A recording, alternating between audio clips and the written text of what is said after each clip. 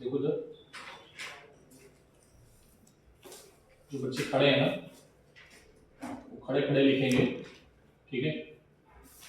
और अगर पीछे वाले बच्चे को दिख नहीं रहा है तो सबसे पीछे चले जाना,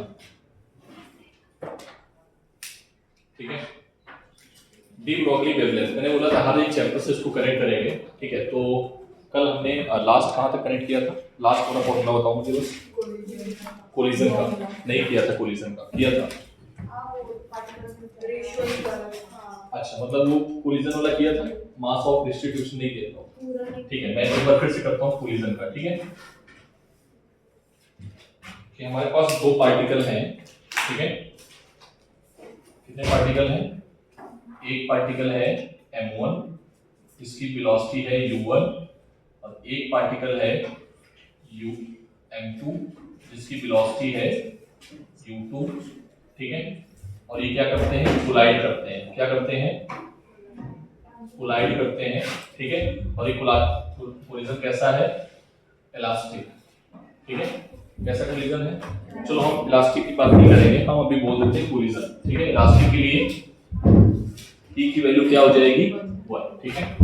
तो आफ्टर कोलिजन वेलोसिटी का मुझे फॉर्मूला बताओगे v1 और v2 का इन टर्म ऑफ E। पता है देखो मानसवी, E1 और E2 का फॉर्मूला पता है इन टर्म ऑफ E? नहीं पता? फॉर्मूला थोड़ा सा लंबा होता है यार, चलो मैं सब देखता हूँ, ठीक है।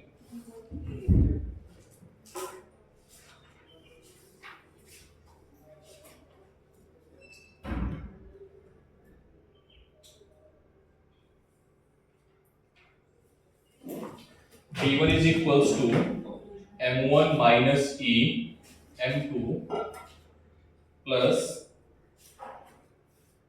m1 minus E m2 u1 plus 1 plus E u2 upon m1 plus m2। और दूसरा तरीका मैंने आपको इजी बताया था कि जहां पर 1 है वहां 2 कर दो, ठीक है। 1 की जगह 2 करोगे तो क्या आएगा? यहाँ पर 2 कर दिया, ये क्या आएगा? m2 minus E m1 u2 plus 1 plus E u1 upon m1 plus m2। Clear है बात ये? बोलो। तो ये आ गया वेलोसिटी। अगर ये वेलोसिटी आ गई है, नई वेलोसिटी, ठीक है, तो आप बता सकते हो कि वेवलेंथ क्या होगी। इसके करस्पॉन्डिंग वेवलेंथ क्या थी? इसके करस्पॉन्डिंग वेवलेंथ क्या थी सर? इसके करस्पॉन्डिंग वेवलेंथ थी h अपॉन m u1, ठीक है, m1 u1। इसकी करस्पॉन्डिंग क्या थी? h upon m2 u2। ये क्वेश्चन एडवांस में आया है, ठीक है। इसके करस्पॉन्डिंग बेटा क्या आएगा? लैम्डा 1 डैश क्या आ जाएगा? h upon m1 into b1 और lambda 2 h upon m2 into b2। Clear है बात? और सर m2 और b2 आपने हमें बता दिया है, तो ये कोलिजन का हो गया, ठीक है। समझ में आई बात? बोलो। हम लेके जाते हैं चैप्टर इलेक्ट्रिक फील्ड में। किसमें? आप लोग नोट करोगे, एक साथ नोट करोगे? एक साथ करोगे। शायद लिखने दोगे।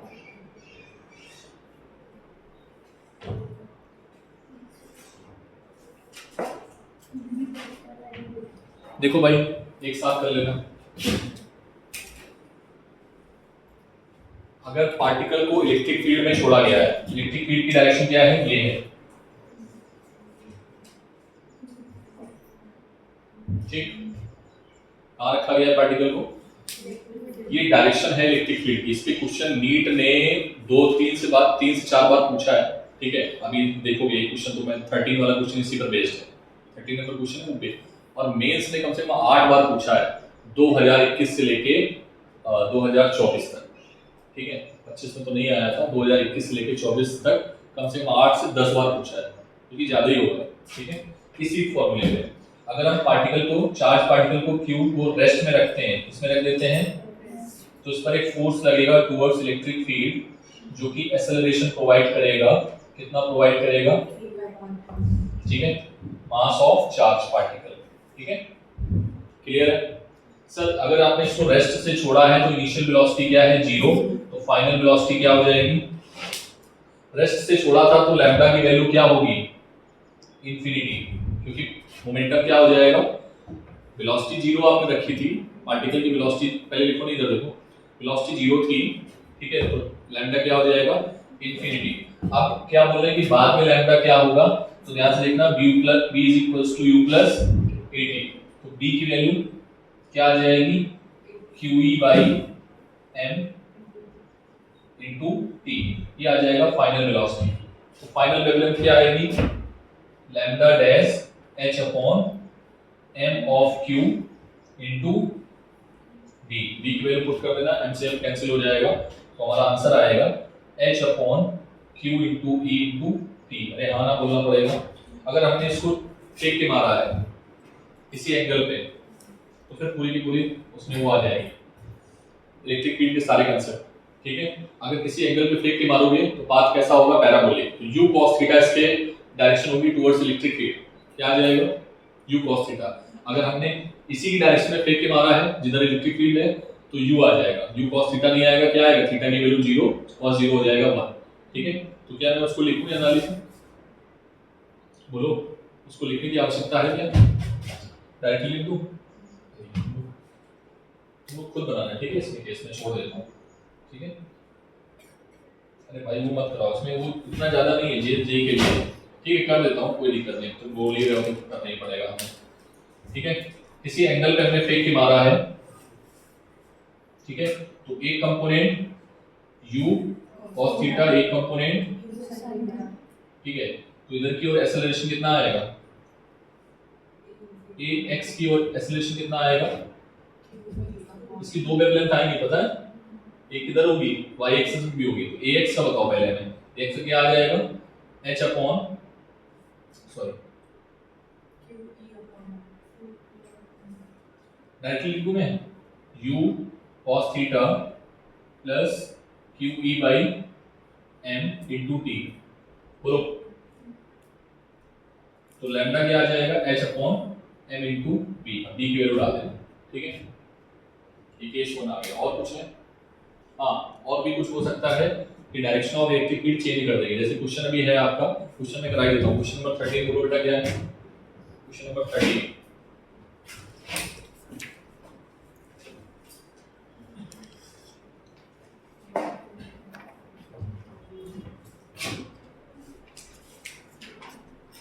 की 14 है, नीट में देखना, नीट में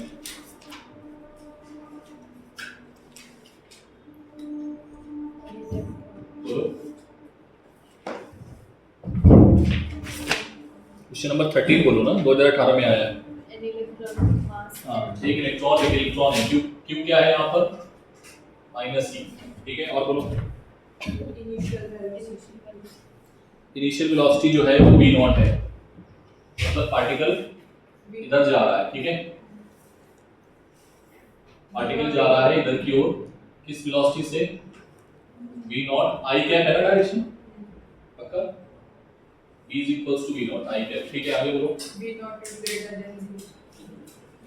इज ग्रेटर देन 0, मतलब इनिशियल वेलोसिटी 0 नहीं है, ठीक है, मतलब इनिशियल वेलोसिटी कुछ उसके पास है, वही वाला केस है, कौन सा, ये रेस्ट का है, ठीक है। अब देखना ये कि उसकी डायरेक्शन में जा रहा है कि दूसरी जगह जा रहा है, आगे बोलो, इलेक्ट्रिक फील्ड जो है वो क्या है, minus E not I cap, मतलब इलेक्ट्रिक फील्ड की डायरेक्शन जो है वो इधर है, समझ में आया, आई की तरफ, तो इलेक्ट्रॉन किधर जा रहा है, इधर जा रहा है, ठीक है, बोलो। अब मुझे ये बताओ, इलेक्ट्रॉन, सबसे पहली बात ये बताओ कि इलेक्ट्रॉन ये एक्सेलरेट कर रहा होगा या डीएक्सेलरेट कर रहा होगा, कुछ थोड़ा ध्यान से बेटा, क्योंकि देखो इलेक्ट्रिक फील्ड नेगेटिव से पॉजिटिव की तरफ होती है, कि पॉजिटिव से नेगेटिव होती है, पॉजिटिव से नेगेटिव इधर होती है, तो इधर कौन बैठा है, पॉजिटिव, इधर कौन बैठा है, नेगेटिव, समझ में आया, तो इलेक्ट्रॉन क्या हो रहा होगा, एक्सेलरेट कर रहा होगा, पक्का, पकड़ने वाली बात है ये, क्वेश्चन गलत कर देंगे तेरे बच्चे। इलेक्ट्रॉन इलेक्ट्रिक फील्ड के अपोजिट में एक्सेलरेट होता है, क्या होता है, तो एक्सेलरेशन पॉजिटिव होगा इसका, क्या होगा acceleration, E is equals to QE by m, ठीक है, तो एक्सेलरेशन कैसा होगा, positive. a is equals to क्या आएगा, e q upon m। Sir यहाँ माइनस e क्यों नहीं लिखा आपने, माइनस हम ऑलरेडी उसको बता चुके हैं कि तुम एक्सेलरेट कर रहे हो, अगर तुम माइनस लिखना चाह रहे हो तो फिर इधर भी माइनस लगाओ, ठीक है, क्लियर है बात। ये a आ गया, और क्या है पूछा क्या जा रहा है, उसके पास इनिशियल वेलोसिटी भी है, इनिशियल वेलोसिटी है तो फाइनल वेलोसिटी क्या आएगी बताओ जरा, फाइनल वेलोसिटी डायरेक्शन दोनों की सेम है तो v नॉट प्लस at, तो क्या आएगा v नॉट प्लस, ठीक है, कुछ गड़बड़ किया, हाँ ये आ गया, लैम्डा क्या आ जाएगा,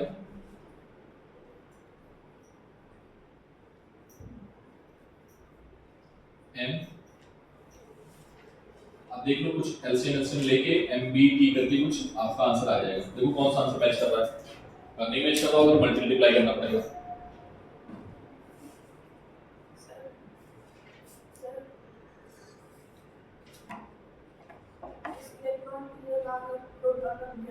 हाँ तो माइनस आ जाएगा यहाँ पे, e की जगह पे माइनस e, एक्सेलरेशन नेगेटिव हो जाएगा उसका, ठीक है, डीएसएल, ठीक है, क्वेश्चन सही बोला उसने, ऐसे पूछ सकता है, ऐसे याद करो एलसीआर कैसे उसने कंफ्यूज कराया था, हम लोग तो एक ही तरीके से लगाते थे, ठीक है, काम करें v नॉट का अंदर v आंसर मैच नहीं कर रहा, आंसर मैच कर रहा है, v नॉट को बाहर कर ले, तुम v नॉट को बाहर करोगे तो क्या आएगा h m v नॉट, इसको लैम्डा नॉट मान लो, क्या मान लो, तो क्या आ जाएगा, v नॉट को बाहर किया है तो 1 plus e capital E t upon m v not, that is answer. देखो कौन सा मैच कर रहा है, देखो सी, नोट कर लेना क्वेश्चन को। तो अभी मेरे पास जगह नहीं बची है बेटा, ठीक है, आपके पास जगह बचेगी, ठीक है, नहीं बचेगी तो फिर एक गोला बना लेना, फिर उसमें लिख देना, ठीक है, समझ आई बात, जल्दी करो दीजिए बेटा। जो भी लोग नीट का एग्जाम में बैठ रहे हैं, ठीक है, हमारी फोर्सफुली बैठ रहे हैं या अपने मन से बैठ रहे हैं, अपनी मेहनत से बैठ रहे हैं, ईमानदारी से बैठ रहे हैं, प्लीज थोड़ा पढ़ के जाना, अदरवाइज कंपटीशन बहुत होता है नीट में। इस बार जो अपियर हुए थे 24 लाख थे, इस बार कम से कम 2 लाख और पढ़ने वाले हैं, ठीक है, 26 लाख से नीचे फॉर्म नहीं पड़ेंगे नीट में। 26 लाख में किसी बच्चे का नाम लेना सही नहीं है, ठीक है, कम से कम 13 लाख ऐसे होंगे, 13 लाख जो तुम्हारी क्लास के बच्चे होंगे, तुम्हारी क्लास के बच्चे, बस उनमें कंपटीशन केवल और केवल 4 लाख बच्चों में होगा, और एमबीबीएस की सीट है 80,000 गवर्नमेंट सीट, सेमी गवर्नमेंट मिला दो तो 80,000 हो, 1.5-2 लाख के आसपास, ठीक है, 24 लाख में फिर आपका जो कंपटीशन है वो 4-5 लाख लोगों से है, वो 4-5 लाख लोग खतरनाक बैठेंगे, वो ऐसे नहीं बैठेंगे, बहुत खतरनाक बैठेंगे।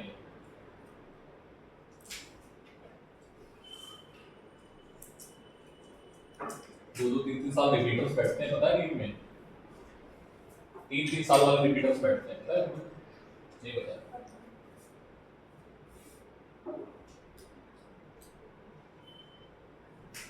तो मतलब एनसीईआरटी को चार्ट के आते हैं बिल्कुल एकदम लाइन से लाइन, इसका मतलब बायोलॉजी में तो 380 में 360 में 360 मारने की दम रखते हैं।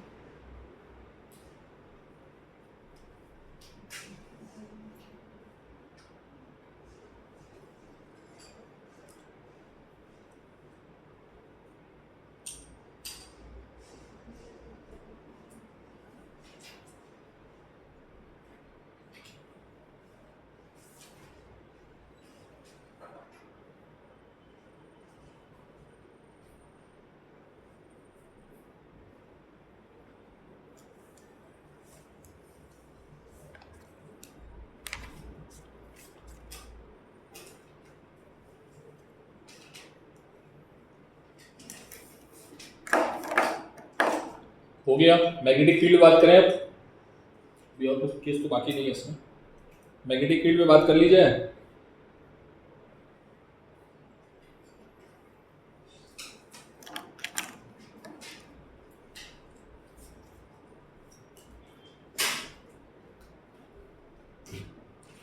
मैग्नेटिक फील्ड पे बात कर ली जाए, क्वेश्चन हटा दिए, नोट कर लिया बेटा, इसको हटा दो,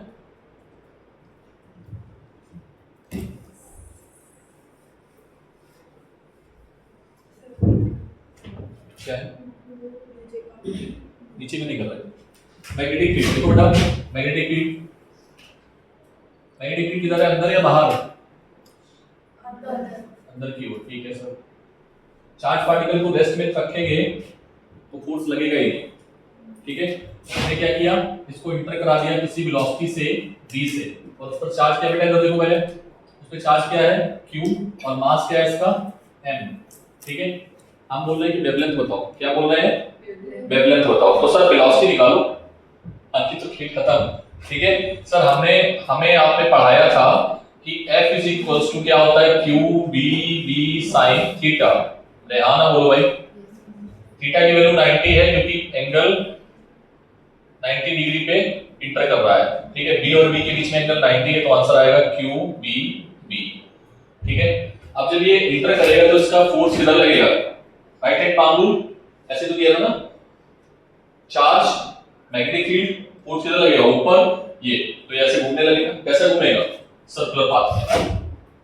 अरे हाँ ना बोलो, एंटी क्लॉकवाइज या क्लॉकवाइज, एंटी क्लॉकवाइज। तो ये जो सर्कुलर पाथ है, आज इसी की काइनेमेटिक्स में पढ़ा रहा हूं 11th क्लास में, सॉरी डायनामिक्स, ठीक है। आज इसी की डायनामिक्स चल रही है 11th में। तो आप ये याद रखना कि सेंट्रीपिटल फोर्स का एक कांसेप्ट है अपने आप में पूरा का पूरा। आज 2 लेक्चर मैंने अभी एक ही लेक्चर लिया है, और आज एक लेक्चर लूंगा, शायद आज खत्म हो जाए, मुझे लगता नहीं कि आज खत्म होगा। अगर आपको दिक्कत है ना फ्रिक्शन में, बैंकिंग में, तो आप देख लेना उसमें जाके, ठीक है। mv²/r, r क्या है, व्हाट इज r, r उस पाथ की रेडियस है जिस पे घूम रहा है, ठीक है। तो यहां से b क्या आ जाएगा, b आ जाएगा सर m नहीं q b r upon m, तो लैम्डा क्या आ जाएगा, h upon mb, h upon m की वैल्यू डालो, सॉरी b की वैल्यू डालो, तो m से m कैंसिल, ठीक है। क्लियर है, बोलो, नोट कर लो।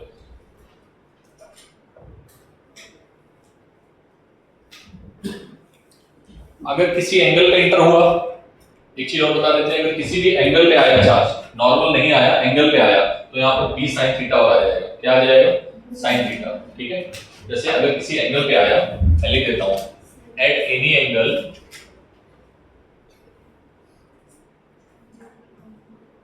तो लैम्डा क्या आ जाएगा, h upon b q b r sin theta.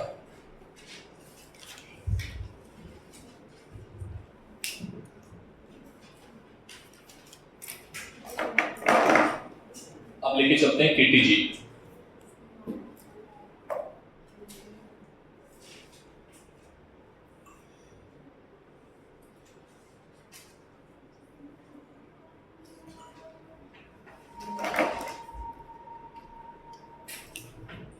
I hope ये नोट कर लिया होगा तुम लोगों ने, ठीक है। हटा दो जस्ट, हाँ भाई पहुंचे तुम लिखे कुछ, ये लिख रहे हो ना, ये कितने लोग खड़े थे, तुम कितने लोग खड़े थे, तुम्हारा हो गया बेटा रचना, ठीक है। नीट वाले बच्चे इतने मतलब क्या बोले, मासूम है ना, मतलब इनको सजा देने का मन नहीं करता है, लेकिन क्या करें, मतलब मजबूर है हम।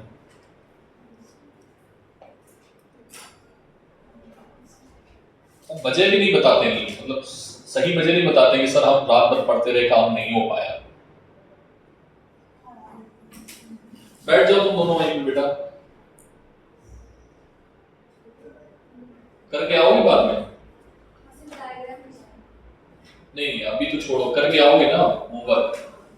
अरे ये तो काम कर ही सकते हो ना, मान लो क्वेश्चन सॉल्व नहीं हुए तो बोल सकते हो कि सर हम दिमाग लगाए लेकिन मेरे पास दिमाग नहीं था तो हम नहीं कर पाए, तो बहाना हो सकता है। लेकिन अभी मैंने एक्सप्लेन कर दिया है, केवल छापना है और HSC का है, फिर भी नहीं कर रहे हो।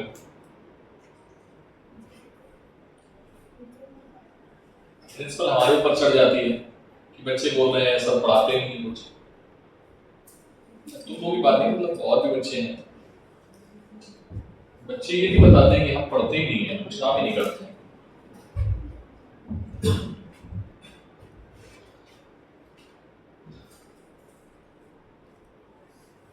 एक क्वेश्चन भी एडवांस में में आया था, शायद तुम लोगों ने सॉल्व किया नहीं किया, चलो बाद में बताते हैं, एडवांस में छोड़ो या तो बेटा क्या। चलो इधर देखो, केटीजी में लेके चले। देखो बेटा केटीजी में, केटीजी में हमें इक्विपार्टीशन ऑफ एनर्जी। बेटा इधर देखो, अगर हम बात कर रहे हैं कि गैस मॉलिक्यूल है, क्या है गैस मॉलिक्यूल एक्चुअली छोटा होता है और उसको कंपैरिजन हम आसानी से कर सकते हैं, उसके क्वेश्चन आने की प्रोबेबिलिटी भी ज्यादा है, ठीक है, तो उसको थोड़ा ध्यान से देखना। गैस जो है, गैस आपकी कितने तरीके की हो सकती है, मोनोएटॉमिक, मोनोएटॉमिक, डायएटॉमिक, ट्राइएटॉमिक, ठीक है, अरे हाँ ना बोलना पड़ेगा, ठीक है। ट्राइएटॉमिक में दो केस होते हैं, लीनियर और नॉन लीनियर, इतना डीप नहीं जाएगा नीट, ठीक है, समझ में आया। और चौथा है पॉलीएटॉमिक। कितने लोगों को ये बात याद आई जो सबने पढ़ाई थी आज के 5-6 महीने पहले, 5 महीने पहले समथिंग तो होएगा, ठीक है, नहीं याद आई तो बेटा याद रखो, ठीक है। सर केटीजी ने एक चीज बताई थी, पार्टिकल के पास जो काइनेटिक एनर्जी होती है, काइनेटिक एनर्जी होती है केटीजी के केस में, क्या होती है काइनेटिक एनर्जी, कोई मुझे बताएगा what is the formula of kinetic energy.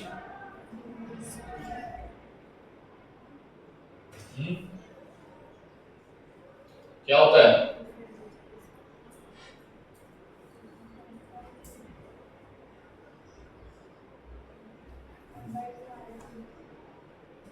F/2 kT, law of equipartition of energy.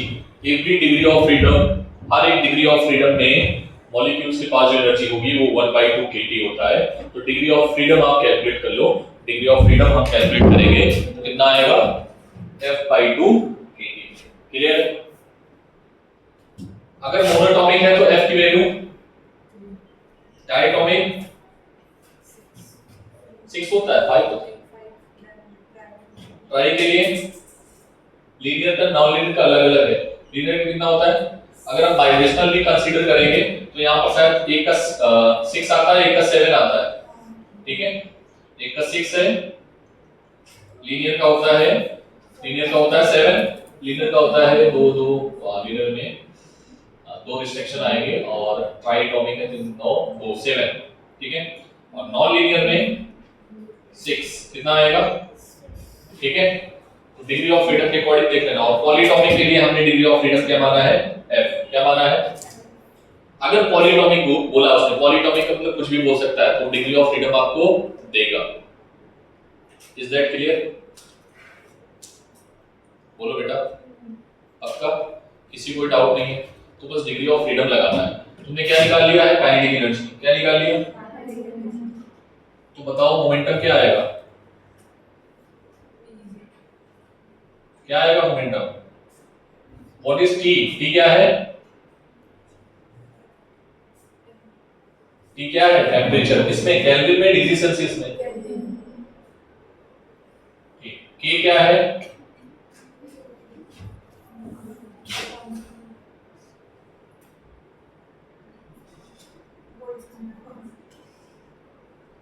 क्या होती वैल्यू, देख लेना, ठीक। F क्या है, F क्या है, ठीक, तो P इज इक्वल टू क्या आएगा बेटा, √2mF kT। कितने लोग समझ में आ गई बात, नहीं है, तो बेटा अब हमें क्या निकालना है, क्या निकालना है, वेवलेंथ, H अपॉन, तो H M की वैल्यू और B की वैल्यू, अच्छा P कर दो सीधे, है ना, √2mF kT। जनरली हम मोनोटॉमिक की बात करते हैं, किसकी बात करते हैं, आंसर क्या आएगा, K को काइनेटिक एनर्जी तो नहीं बोलोगे ना, बोल्ट्जमान कांस्टेंट की वैल्यू क्या होती है बताऊं क्या, पूरी 1.38,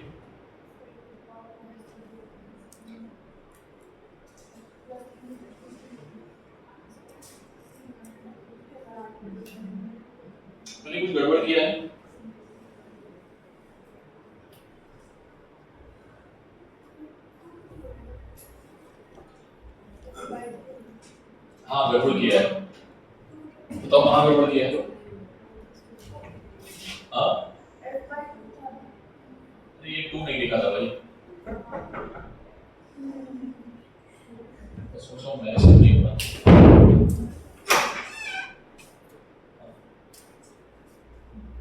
मामा एक कप चाय और पिएंगे, कप चाय और पिएंगे। हाँ थोड़ी देर में, ठीक है, कल वाली बाकी है। अरे नहीं मानो बात ठंडी हुई थी। चलो समझ में आ गया, जरूरत नहीं ना, अभी 2 तो नहीं ना कहीं, ठीक है, नोट करो तेजी में। यहाँ से मेरे लिए क्वेश्चन आ सकता है इसलिए, और एक अभी क्वेश्चन मैं देने वाला हूँ जो मुझे प्रेडिक्टेड है इस बार नीट में आने के लिए, ठीक है, नीट प्रेडिक्टेड 2026, ठीक है, बहुत अच्छा क्वेश्चन है, देखते हैं कितने लोग कर पाएंगे। चलो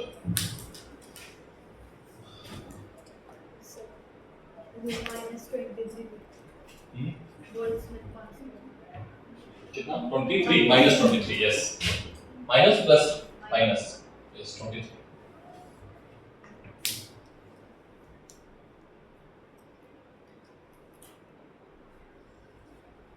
आप लोगों ने मैकेनिक्स जब पढ़ रहे थे, ईमानदारी से बताना, एक्सरसाइज 1, 2 और नीट की प्रॉब्लम कितने लोगों ने सॉल्व की थी ड्यूरिंग बैरोस सर उसी रात में? कितने लोगों ने किया था? चैप्टर फर्स्ट से लेके जहां तक बैरोस सर ने पढ़ाया था सारे किए थे? एक्सरसाइज के कुछ किए थे? नहीं एक्सरसाइज के एक भी नहीं किए थे।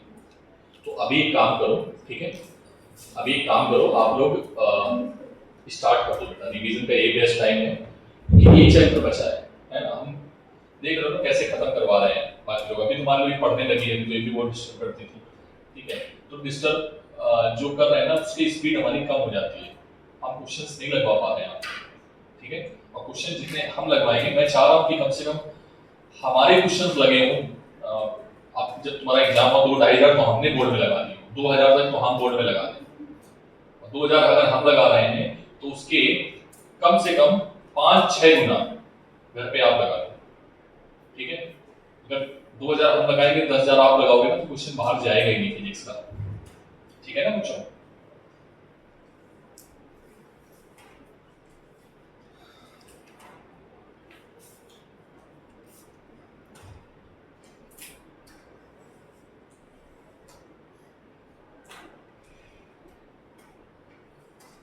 क्वेश्चन का आंसर बहुत सोच समझ के देना है, और कुछ है चैप्टर जो लिंक हो सकता है जहां पर बी आएगा?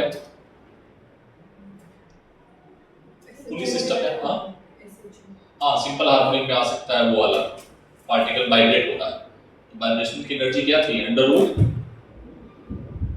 Omega A square minus X square, याद है ना, b is equals to omega under root A square minus X square, A था एम्पलीट्यूड, x क्या था? Displacement from the mean position, ठीक है, वो वाला भी कर सकते हो, वो भी सही है। तो वहां पर क्या होगी? ऑसिलेशन जब होगा पार्टिकल का तो वहां पर भी क्या बनेगी? वेव बनेगी। क्या करें उसको? अरे छोड़ो यार, भी ऐसे तो पूरा हर चैप्टर में आ जाएगा, ठीक है, कर दें, ठीक है। चलो अभी बाकी तुम समझ लो कि बी हमें किसी भी तरीके से लैम्डा अगर निकालना है तो किसी तरीके से कहां पर पहुंचना है? बी पे, ठीक है। अब मैं कुछ पीवाईक्यू ले लेता हूं अच्छे अच्छे जो मेरे नजर में है।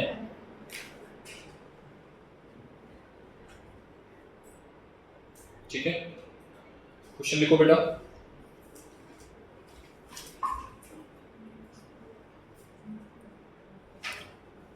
क्वेश्चन जैसे एक आपके एनसीईआरटी का ही है, ये डेटा गलत था क्या? क्वेश्चन नंबर 3 किसी ने कल पूछा था आपसे, गलत था, एक बार ट्राई करें, ट्राई करते हैं, ठीक है।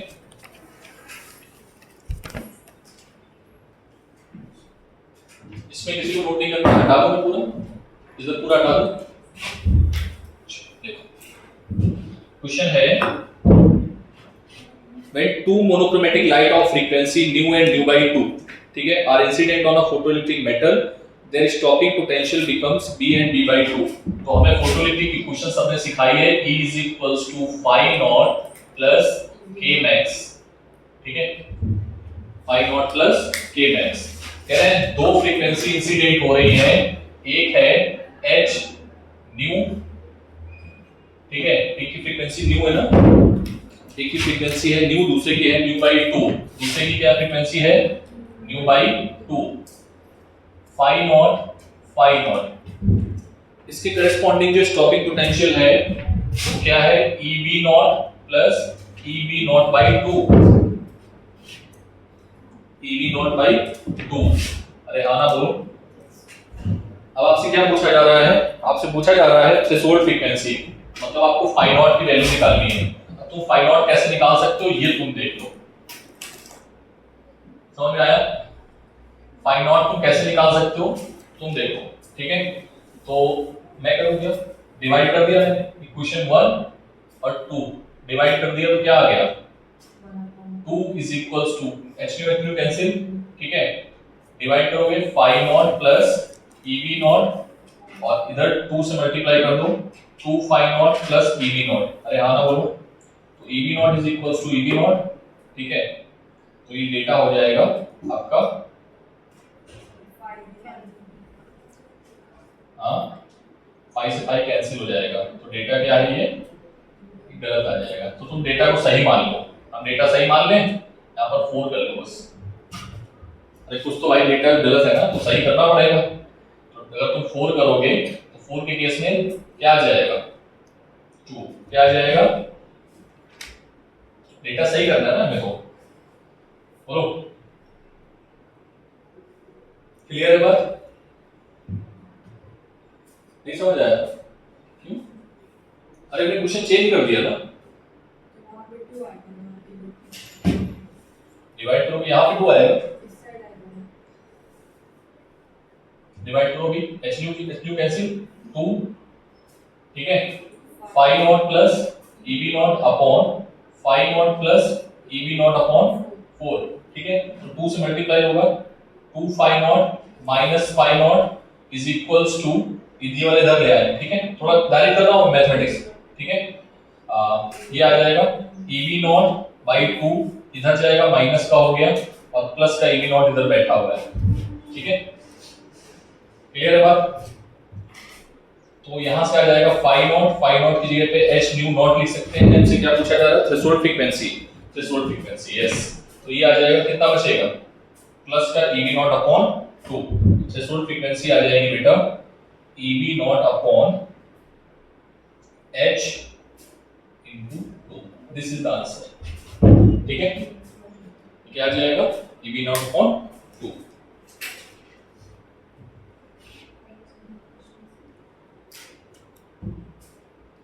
ठीक है? तो डेटा गलत है, बाकी हमें आंसर किसमें निकालना था वो हमें देख सकते थे, ठीक है? तो इस तरीके की क्वेश्चन कर लोगे। सेम क्वेश्चन आपका है क्वेश्चन नंबर इसी तरीके इसी की तर्ज पे क्वेश्चन है क्वेश्चन नंबर 13 एक्सरसाइज 1 करके दिखाओ जल्दी से। क्वेश्चन नंबर 13 करके दिखाओ तेजी में, पहले ये नोट करो फिर क्वेश्चन नंबर 13 करके दिखाओ। 13 कर लिया था?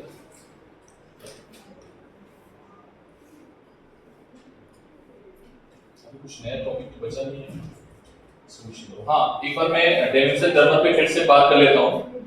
एक्सपेरिमेंट में खास बात क्या थी, 54 वोल्टेज जो था वो वही वोल्टेज आया जो किसने प्रिंट किया था, डी ब्रॉय ने। किसने प्रिंट किया था?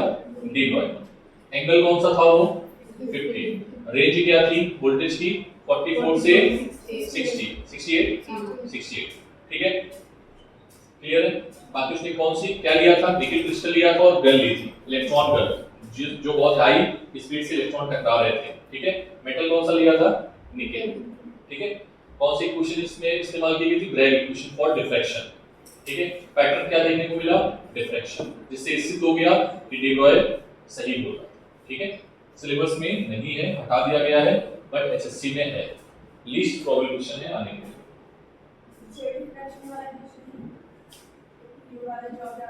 नीट में मैं कल देखा था, नीट में मैंने आगे बताया भी था, शायद ये पढ़ रहे थे, मैंने बताया भी था कि नीट में नहीं इसको उठा दो, फोटो सेल भी नीट में नहीं है।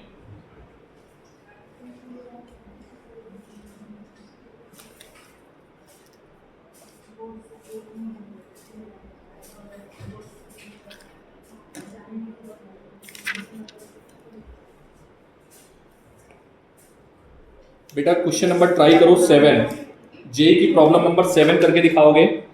जेई में प्रॉब्लम नंबर 7, जेई की प्रॉब्लम नंबर 7, जेई में प्रॉब्लम नंबर 7।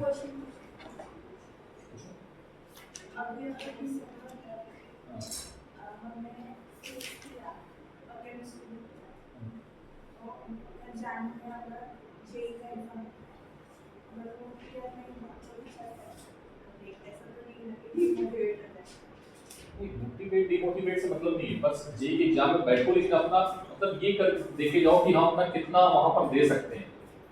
कोई भी एग्जाम हो, लाइफ में कोई भी एग्जाम होगा, मतलब ये जेई नीट के एग्जाम नहीं बेटा, जेई नीट के एग्जाम में बिल्कुल ये छोटी सी एग्जाम है लाइफ में, मतलब सबसे छोटा एग्जाम ना जेई नीट का है।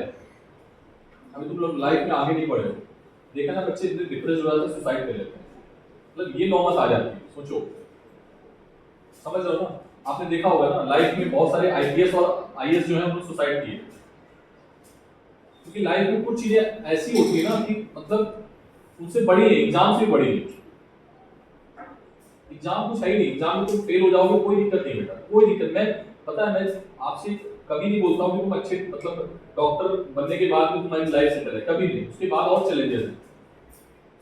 तुम क्या सोचोगे आईएएस बन जाओगे, मान लो आईएएस का ऑर्डर तुम्हारे पास में है और तुम गए फील्ड में, कितना टॉर्चर मिलता है नेताओं से, पता है नेताओं से कितना टॉर्चर मिलता है। जो पढ़ा लिखा व्यक्ति है वो ईमानदारी से काम कर रहा है, फिर नेताओं का फोन आया कि नहीं ये तुम्हें काम करना है, नहीं तो तुम्हारा तबादला हम करवा देंगे फलाने फलाने जगह, ठीक है। तो बेचारा वो मजबूरी में भी काम करता है, वो उसके पास इतना प्रेशर होता है, वो ईमानदारी में करना भी चाह रहा फिर भी नहीं कर पा रहा।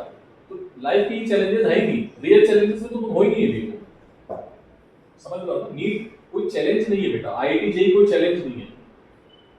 चैलेंज आएगा जब तुम, अभी तो तुम्हारा क्या है कि क्लास 1 में पढ़ रहे थे, छोटे बच्चे थे, 1 के बाद 2 पे आ गए, आपको पता था कि अगले साल क्लास 2 में जाएंगे, फिर अगले साल 3 में जाएंगे, फिर 4 में जाएंगे, और ऐसे ऐसे करते करते 12 13 14 15 साल आपने गुजार दिए।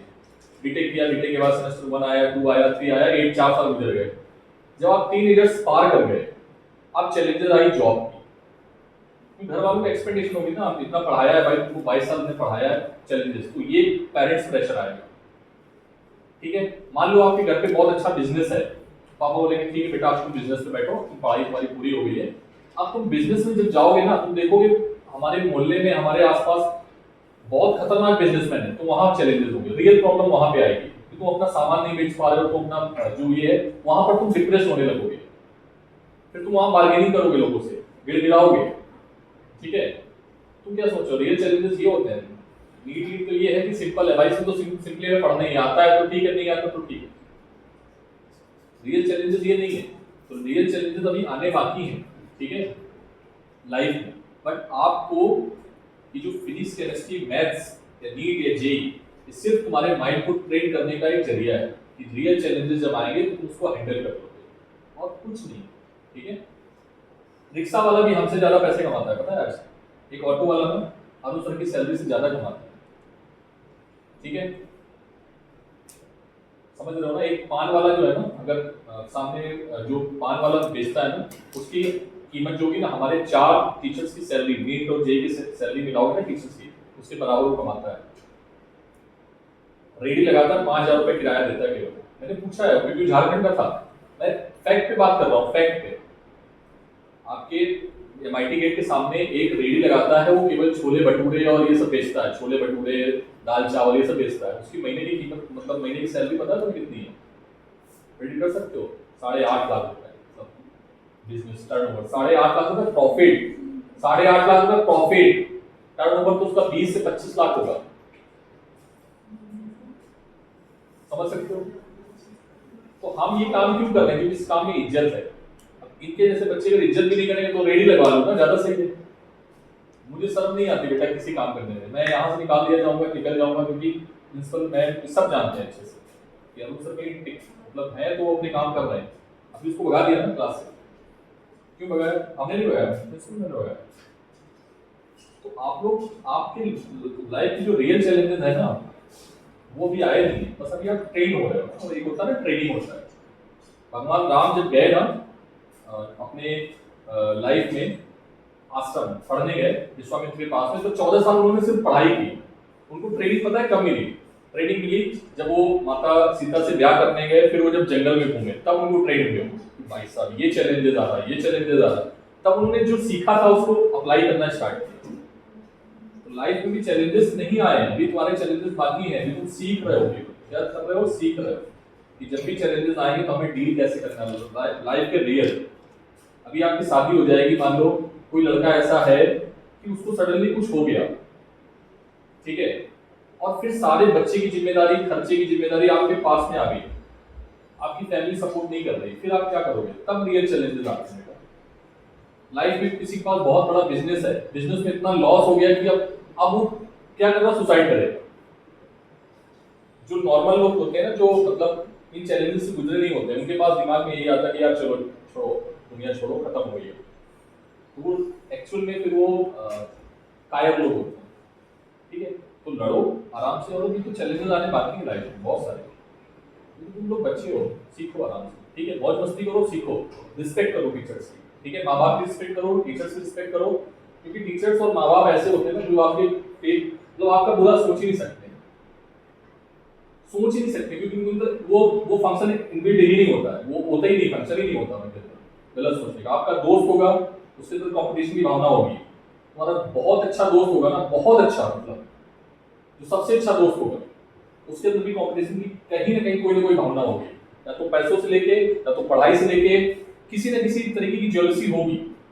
बहुत अच्छा मित्र भी होगा, या कोई ना कोई एक्सपेक्टेशन होगा आपसे उसकी लाइफ में, तुम यार पढ़ो, अच्छे से मेहनत करो, लाइफ में हमें तुम ये दे दो, ठीक है। तो ये नहीं होता, और जो अच्छे दोस्त होते हैं वो कभी एक्सपेक्टेशन नहीं रखते, याद रखो, कभी तुमसे कुछ एक्सपेक्ट नहीं करेंगे तो हमें ये करो। जब भी तुम फोन करोगे, हाँ, तुम्हारी रियल लाइफ में जो सिचुएशन होगी उनको डील करेंगे, ठीक है। तो लाइफ में चैलेंज आना बाकी है, बस सीखो। एक्चुअली अपने माँ बाप के पास कभी बैठो जाके ना, तो उनको पता, वो बताएंगे कि रियल चैलेंजेस क्या है। शाम को पापा आते हैं ना, तो उनसे पूछना है कि पापा क्या चैलेंज मिला, तो बताएंगे यार बिजनेस में बहुत लॉस हो रहा है, या नौकरी हम कैसे कर रहे हैं, 4 लोग हमें पॉलिटिक्स में फंसा रहे हैं। हर जगह पॉलिटिक्स होती है ना, मतलब किसी कोई छोटी पॉलिटिक्स है, कोई बड़ी पॉलिटिक्स है। किसी का रियल एस्टेट का बिजनेस है, मान लो, तो रियल एस्टेट में और भी खूंखार लोग बैठे हैं, उनका फ्लैट नहीं बिक रहा है, मान लो किसी की जमीन है, तो बहुत सारे चैलेंजेस हैं। एक चैलेंज थोड़े ना फिजिक्स ही थोड़े ना पढ़ना है लाइफ, फिजिक्स तो जस्ट एक जरिया है हमें वहां से गुजारने का, ठीक है, माइंड को ट्रेन करने का, ठीक है। लाइफ में रियल चैलेंज आगे आने बाकी है, और एक स्मूथ लाइफ जीनी है तो आराम से पढ़ाई करो और चैलेंजेस को लेना सीखो, ठीक है। क्लियर है ना बात? चैलेंजेस लो, और लाइफ में जो हो रहा है हम अपना 100% करेंगे, हम फेल होंगे या पास होंगे। आपको पता नहीं है कि मैं जब पहली बार एग्जाम देने गया था, शायद मैंने आप लोगों को स्टोरी सुनाई थी, मैं आईटी का एग्जाम देने, कल मैं यहाँ जाता हूँ, शाम को मंदिर है पीछे, देखा यहाँ एक शिव जी का मंदिर है, तो मैं शाम को आता हूँ टहलने के लिए, तो मैं गया वहाँ पे, एक बच्चा जो है, एक फैमिली है, आप जब जाओगे ना इधर ग्राउंड में गए हो, कभी नहीं गए हो, इधर ग्राउंड है और यहाँ मंदिर भी है पास में, ठीक है।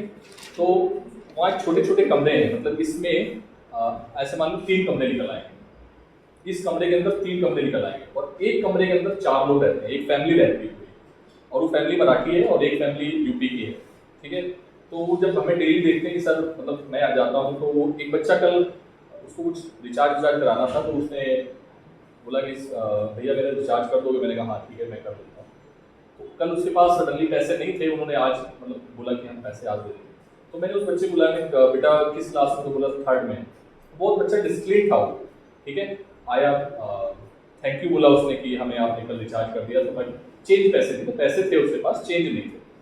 तो फिर मैंने कहा अच्छा ठीक है, किस क्लास में पढ़ते हो, तो बताया कि सर हम 2nd में पढ़ते हैं, ये मैंने कहा इसी में, तो बोले हाँ, वो एक भाई बहन है, वो दोनों पता उस टाइम पढ़ रहे थे, और पता उन्होंने रिचार्ज क्यों कराया था, उनका डेटा खत्म हो गया था, पढ़ रहे थे, स्कूल से कुछ होमवर्क मिला था, लोनी में कोई सरकारी स्कूल है वहां पर पढ़ने जाते हैं, और ड्रेस पहने था भाई, ड्रेस भी था वो।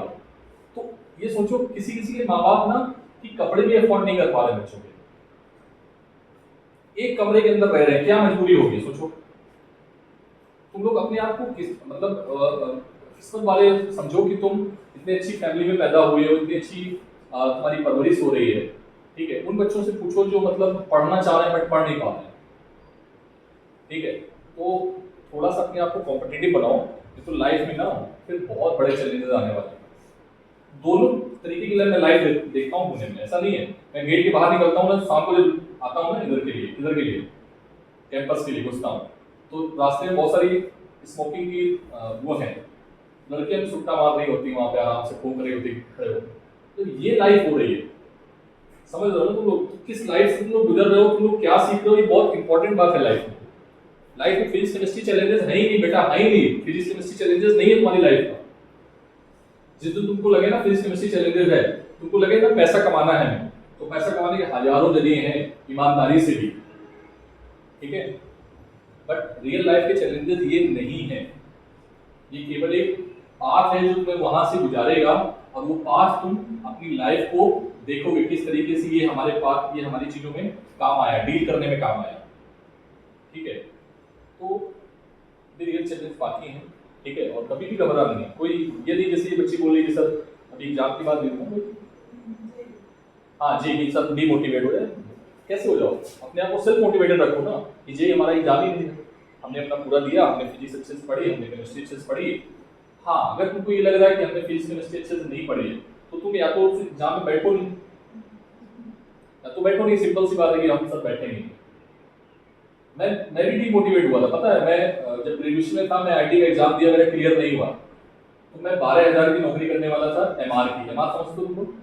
मेडिकल रिप्रेजेंटेटिव जो होते हैं, जो दवा बेचते हैं, झोला टांग के और माइक लेके जाते हैं मेडिकल स्टोर, भैया हमारी ये पैरासीटामोल ले लो, हमारी ये ले लो, कैपमोल ले लो, हमारा ये सिरप ले लो। तो हमारे पास ऑफर आया था मैनकाइंड से कि भैया तुम्हारे पास बाइक होनी चाहिए, और बाइक का पेट्रोल का पैसा हम दे देंगे, और तुमको 12,000 रुपये सैलरी हम दे देंगे। तो मुझे लगा साला यही कर लेते हैं। फिर मेरा एक दोस्त था बहुत अच्छा, शायद मैंने स्टोरी सुनाई थी तुम लोगों को, नहीं सुनाई कभी? मेरा एक दोस्त था, वो उस समय पुर्तगाल में है, पोस्ट डॉक कर रहा है, बिजनेस मिस्ट्रा मैथमेटिक्स का था। इसको पॉज करो।